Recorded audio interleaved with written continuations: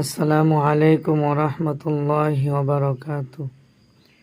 প্রিয় দর্শক, আজ আমরা সাক্ষাতের ক্ষেত্রে একটি সুন্নত আমল এবং একটি বেদাত নিয়ে আলোচনা করব।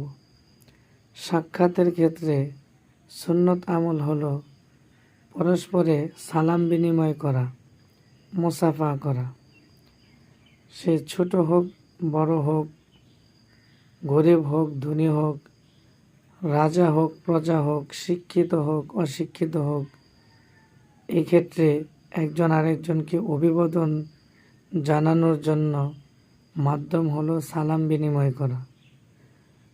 আর এক্ষেত্রে একটি ভুল করে থাকি আমরা, বেদাত কাজ হলো যে কাউকে দেখে তার সামনে কদমবুসি করা, তার পায়ে কদমবুসি করা, অথবা হাতে সালামের ইশারা করে পায়ের উপরে লুটিয়ে পড়া, অথবা সালাম ব্যতীত তাকে সম্মান প্রদর্শনের জন্য মাথা নুয়ে অন্য কোনো সিস্টেমে তাকে সম্মান জানানো। সালাম ব্যতীত এই সব কাজগুলো বেদাত।